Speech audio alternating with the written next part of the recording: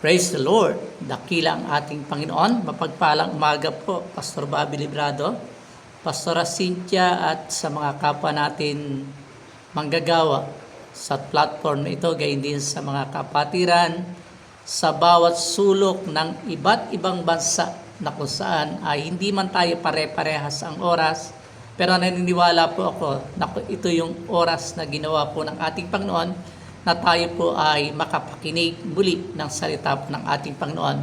Please open with me the book of Luke chapter 5 verse 17 to 20. Sa 17, one day Jesus was teaching and the Pharisees and the teachers of the law were sitting there. They had come from every village of Galilee and from Judea and Jerusalem. And the power of the Lord was with Jesus to heal the sick. Verse 18, some men came carrying a paralyzed man on a mat and tried to take him into the house to lay him before Jesus. When they could not find a way to do this because of the crowd, they went up on the roof and lowered him on his mat through the tiles into the middle of the crowd, right in front of Jesus. When Jesus saw their faith, He said, "Friend, your sins are forgiven." Pagpalain ng Panginoon ang pagkabasa ng salita ng ating Panginoon. Tunay po na napakabuti ng salita ng Diyos. Dalhin ko kayo makapid sa isang maikling topic ko na nagsasabi, that's what friends are for. Para saan pat naging magkaibigan tayo.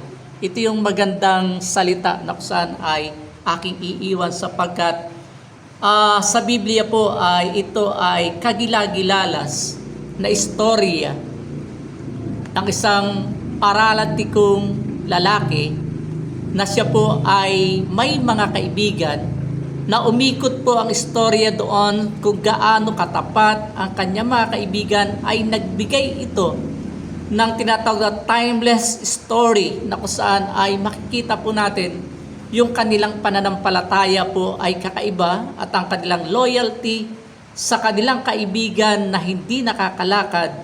Sila pong lahat ay nag-decide na dalhin po siya sa ating Panginoon na kung saan ay gusto nila ng kanilang kaibigan ay mapagaling ng ating Panginoon. Ito ay kagilagilalas na determinasyon na nagtuturo sa atin na kung saan ang loyalty, ang pagsusumikap at ang tunay na pakikipagkaibigan ay makikita po natin, amen, hindi sa tinatawag na dami ng iyong kayamanan.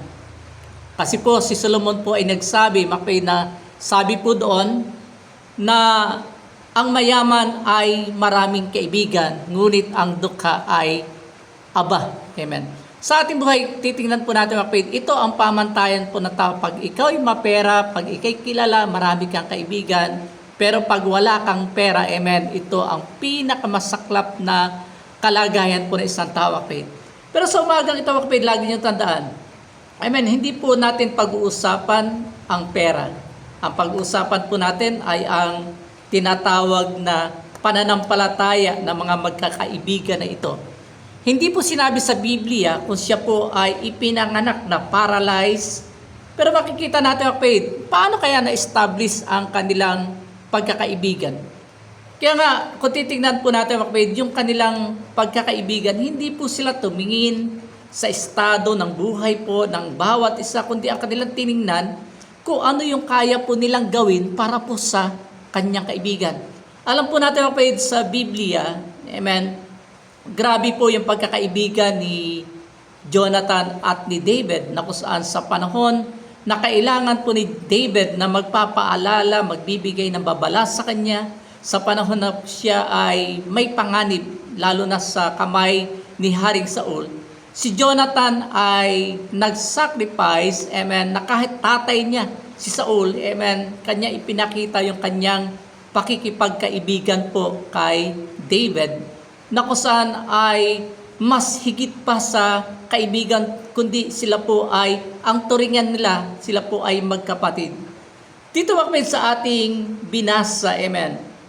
Isang araw ay nagtuturo ang Panginoon. Maraming parseyo, mga tagapagturo ng kautusan ay nangakaupo doon, na kung saan doon mga kapatid sa lugar ng Galilee ay marami po doon mga taga-Judea and Jerusalem, na kung saan mga kapatid ay alam naman po natin kung gaano po hinahabol ng tao, kung paano po sinusundan ang ating Panginoon sapagkat lagi pong naggagawa po ng himala ang ating Panginoon. Dito sa apat na magkakaibigan na ito, mga kapatid, amen, ng isang paralyzed man, makikita natin yung tinatawag na yung kanilang samahan ay hindi po talaga natinag. Kaya nga sabi ko, para saan pat naging magkaibigan tayo? Kumbaga may hugot po na kung saan ay hinahanap at ibinibigay po nila na gusto po nilang ikintal sa kaisipan ng kanilang kaibigan. Amen. Anuman ang mangyari ay gagawin nila ang paraan para magkaroon ng magandang resulta yung kanilang pagpunta doon sa harapan po ng ating Panginoon. Kaya nga sa ating buhay, maraming meaning ang friendship Pero naniniwala po ako, anuman ang inyong kahulugan sa pagkakaibigan, mas dakila po ang pagkakaibigan na ibinigay po ng Panginoon sa atin, na sabi ng Panginoon, tayo po ay kanyang mga kaibigan. Kaya nga kung titingnan po natin ang salita po ng ating Panginoon, mapalad po yung paralyzed man na kung saan ay nakatagpo ng tunay na mga kaibigan na handang tumulong sa kanyang kalagayan. Siya'y lumpo, hindi po siya po pwedeng makarating sa harapan ng Panginoon, at the same time ay makikita natin yung kalagayan, amen. Sabihin na natin, 5,000 katao doon, papayit, kung meron man na isang tahanan na nandoon ng Panginoon, paano sila makakapasok? Ang pintuan ay puno, amen, siksikan na doon. At the same time, ang bintana, ang likuran at ang gilid ay maari po makapahid. Maraming tao na gusto talaga na makasulyap sa ating Panginoon. Siguro kapahid ay mapapansin po natin yung kabutihan po ng Panginoon. Tunay po na sa ating buhay, ang kaibigan na nangangailangan, gusto po natin na sila po ay ating pasayahin. Kaya ngayong awit noon, 1987, ay narinig po yung awit, That's What Friends Are For, na meron pong chorus na, keep smiling, keep shining, knowing you can always count on me, for sure. Di ba sabi po doon? That's what friends are for. Ang maganda dito yung tinatawag na for good times and bad times, I'll be on your side forevermore. That's what friends are for. Amen. Ito yung kalagayan po ng apat na lalaki. Amen. Hindi nila tiningnan ang pangit na kalagayan ng kanilang kaibigan. Basta nakita nila ang kaibigan ko may pangailangan, sino ang gagawa nito kundi tayo lang na kanyang matatapat na kaibigan. Sa ating mundo ngayon, may maasahan ka ba bang kaibigan na katulad po ng apat na lalaking ito, na kung saan, alam po natin, pag paralyzed, amen, kumbaga bedridden, ang hirap po niyang buhatin. Hindi pa uso ang wheelchair noon. Amen? At sabi ng Biblia, kapatid, doon ay nakalagay lang po siya doon sa isang banig na kung saan ay binuhat-buhat ng kanyang mga kaibigan. Amen? Talagang sacrifice siguro mula doon sa tahanan ng paralyzed man. Sila po'y naglakbay at the same time buhat-buhat Kaya nga yung sakripisyo ng kaibigan, pag ikaw po'y nakakita ng kaibigan na kung saan sa hirap at ginhawa sa panahon ng kalusugan at hindi kagandahan ng kalusugan, amen, ay lagi nakaagapay sa iyo, mapalad ka. Kaya dapat ikaw po'y laging magsaya sapagkat marami tayong kaibigan. At salamat po na kayo po'y aking kaibigan na kung saan ay nakikinig po ng salita po ng ating Panginoon. Kung titingnan po natin mga kapatid, despite ng pangyayaring yun, mga kapatid, very crowded. Amen, ang lugar. Alam nyo naman, pag nangaral po ang Panginoon, bumibilang po ng 5,000 mahigit po ang sumusunod doon. Wala po sila magawa kapatid dahil very crowded, wala silang dadaanan sa harap, sa likod, at sa tagiliran, wala eh. Ang kanilang naisip lang po, amen, ay yung itaas na sigurado, walang tao doon na kusan ay aakyat. Kaya daw kapatid, sa determination kapatid, ang kanilang nakita, wala silang choice eh. Para mapagaling at mailapit sa Panginoon ang kanilang kaibigan na hindi nakakagalaw, hindi po siya nakakalakad, kanila po itong binuhat. Amen. Ang hirap po kaya magbuhat ng, sabihin na natin, 100 kilograms na tao. Amen. Ako nga, nahihirapan eh. At sa ito, makikita po natin, yung pwersa po ng mga lalaking ito eh. Di bale sana kung ito po ay patag eh. Pero yung kanila pong dinaanan talaga pataas eh. Mas mahirap pong magdala ng isang tao na kung saan ay paralyzed, na kung saan iaakat mo. Wala naman sinabi may hagdan. Amen.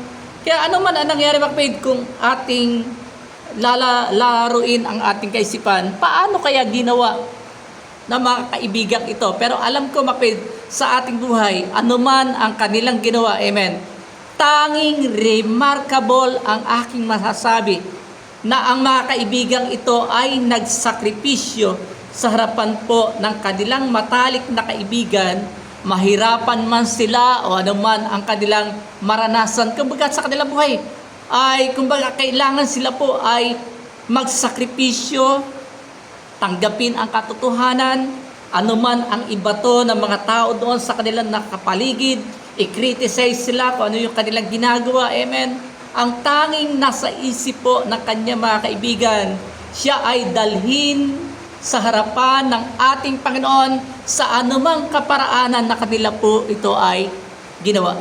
Kumbaga kapatid, sabi nga doon, kanila pong tinanggal ang bubong. Siguro kahit matino kang tao, pag sa ating kapanahunan, binaklas mo yung bubong ng kapitbahay mo, madidimanda ka. Pero ito kapatid, hindi po iniisip ng mga lalaking ito, kundi ang kanilang iniisip, kapakanan ng kanilang mga kaibigan. Kaya nga sa ating buhay mga kapatid, ang kanilang ginawa, tinanggal ang bubong at inilagay, kumbaga kapatid, ay kanilang unti-unting ibinaba yung kanilang kaibigan sa mismong paanan ng ating Panginoon. Alam niyo kapatid, kung titingnan po natin, ang isang tao po, pag ikaw po ay nahihiya, hindi mo kayang gawin ito. Ang tao kapatid, pag hindi mo mahal ang iyong kaibigan, hindi mo kayang gawin ito na isakripisyo, kumbaga kapatid, na ilatag mo ang iyong sarili na kung saan ay ipangalandakan mo na ikay kaibigan ng taong ito. Kapatid, hindi po sila nahiya. Ang kanilang iniisip kapakanan po ng taong ito na someday na siya po ay pagalingin ng Panginoon at siya po ay palakarin ng Panginoon, at sa paggaling kanila sigurong iniisip na kung siya ay tatayo, siya ay pagagalingan ng Panginoon, hindi na po sila makapahid na kung saan mahihirapan pa, saan man sila pumaroon, saan man sila dumako ay lagi nilang kasama yung kanilang kaibigan. Kaya nga nakakagilala sa makapahid, maging ang Panginoon ay nagulat sa kanilang ginawa. Pero sabi po ng Panginoon, kaibigan, pinatatawad na ang iyong kasalanan. Ibig sabihin, mula siguro makapahid nung siya po ay na-paralyze, siya po ay nagkasala po sa ating Panginoon.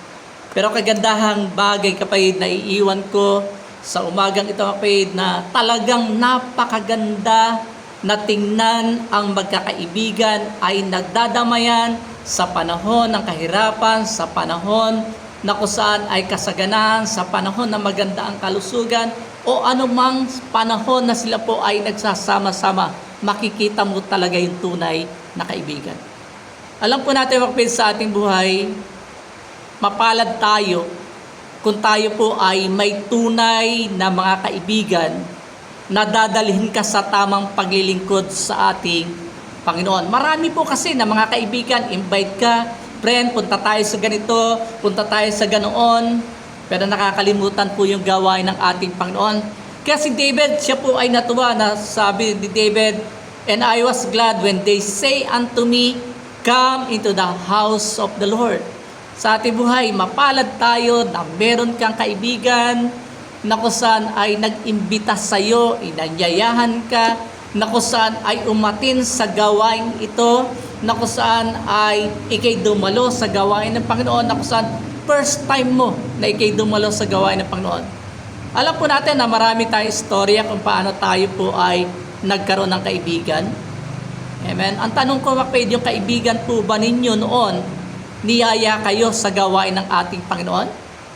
Sa ating buhay, kapatid, madalang po makatagpo ka ng mga taong tunay na kaibigan na gusto kanyang makasama sa pagbabago ng buhay patungo sa ating Panginoon.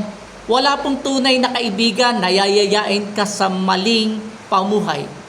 Walang tunay na kaibigan na yayain ka na gumawa ng kasalanan. Wala kang kaibigan na tunay na tuturuan ka na gumawa ng kasamaan. Amen. Ang tunay na kaibigan, sila po ay magtutuwid sa iyo. Ang tunay mong kaibigan ay ikaw ay igagalang, ikaw ay mamahalin, ikaw ay kanilang aalagaan at susuportahan ka sa anumang takbo ng buhay na gusto mong tahakin. Amen. Kaya nakakatuwa, amen, nakakagalak na kaisipan. Ang sabi doon, kanilang dinala ang paralyzed man doon po sa mismong harapan ng ating Panginoon at nakita po nila yung kanilang inaasahan na mangyayari sa kanilang buhay, na yung kanilang kaibigan na kanilang pinaghirapan na iakyat, dalhin, pasanin at ilagay doon sa harapan ng ating Panginoon, na kanila po, kapatid, tinalikdan, kanila pong binaliwala. Ang nasasabi po ng mga tao sa kanila, ang kanilang ginawa, kapatid, ibinaba nila yung paralyzed man sa harapan po ng ating Panginoon, at ang Panginoon sabi doon, kaibigan, pinatatawad na ang iyong kasalanan. To make a story short, amen, sa ating buhay, bilang isang tao, ako'y nagagalak na may kaibigan ako nagdala sa akin sa gawain ng Panginoon. Ikaw ba ay nagagalak na merong tao na kung saan ay in-invite ka, inanyayahan ka, dinala ka, na kahit minsan ay labag sa loob mo sumama? Amen. Mapalad ka, kapatid, sapagkat sa ating buhay, isang magandang kaibigan po ang ating nakilala. Walang iba kundi ang ating dakilang Diyos na ating tagapagligtas, walang iba kundi ang ating Panginoon. Kaya wala nang masigit pang dakila, amen, na bagay na ginawa ng isang kaibigan na kanyang inialay yung kanyang buhay sa kanyang kaibigan. Iyan po, walang iba kundi ang ating dakilang Diyos na ating tagapagligtas, na kahit kailan hindi po nagbago ang ating Panginoon, na kung saan makikita po natin ang kanyang kabutihan. Amen. Ang sabi nga doon, paano naging kaibigan po ni Abraham ang ating Panginoon? Sa pamagitan po ng ating pananampalataya. Amen. Sabi doon, makapid, at si Abraham ay tinawag na kaibigan po ng ating Panginoon sa pamagitan po ng pananampalataya. Sa umagang ito, makapid, amen, kaibigan, kamanggagawa, walang masigit na magandang kaibigan kundi ang ating Panginoon. At ang Panginoon ay nagbibigay sa atin ng mga kaibigan ngayon sa ating paligid, na kung saan ay sa hirap at ginhawa, siya po ay inyong magiging kaagapay sa gawain ng Panginoon. Sa panahon na ikay nalulumbay, sila ang magbibigay sa iyo ng kagalakan, sila ang magbibigay sa iyo ng kasayahan, na kung saan sa hirap at ginhawa ikaw ay dadamayan. Katulad po ng mga lalaking ito na sa panahon ng pangailangan ng kanilang tunay na kaibigan, hindi po nila ipinagkait ang kanilang tulong, na kung saan ay kanilang sinacrifice ang kanilang panahon para gumawa ng paraan ng hakbang na yung kanilang kaibigan po ay makasumpong ng himala sa ating Panginoon at makasumpong ng malaking pagbabago sa kanilang buhay, at hindi po sila binigo ng ating Panginoon, sapagkat nung panahon na ibinabab po nila yung taong paralyzed man, ang sabi po ng Panginoon, siya po ay pinatawad, at pagkatapos nito, mapait, siya po ay nakalakad, nakabangon, at tunay po na napakabuti po ng ating Panginoon. Amen. Mapalad po tayo kung tayo po ay may mga kaibigan na dadalhin ka sa paglago sa harapan po ng ating Panginoon habang tayo po ay naglilingkod.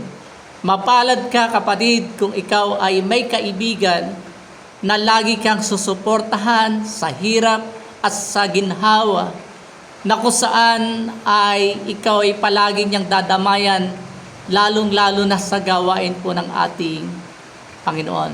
Mapalad ka kung may tunay kang kaibigan na ikaw ay aanyayahan palagi sa gawain po ng ating Panginoon at hindi kanya tuturuan na makalimot po sa harapan po ng ating Panginoon. Lagi po natin tandaan, amen, ang Panginoong Jesus, siya po yung ating kaibigan na kahit kailan hindi po tayo pinabayaan ng ating Panginoon. Ang Panginoon ang ating kaibigan na lagi po nating kasama araw-araw, bawat sandali ng ating buhay. Siya po yung ating matapat na kaibigan na kung saan ay ating sandigan at siya po ay laging nakaagapay po sa atin. Pagpalain po tayo ng ating Panginoon. Kaya minsan mapay that what friends are for. Para saan pa tayo'y naging magkakaibigan, na sa hirap at ginhawa, hindi po tayo naghihiwalay. Sa hirap at ginhawa, lagi tayong magkasama, lalong-lalo na po sa gawain po ng ating Panginoon. Pagpalain po tayo ng ating dakilang Diyos.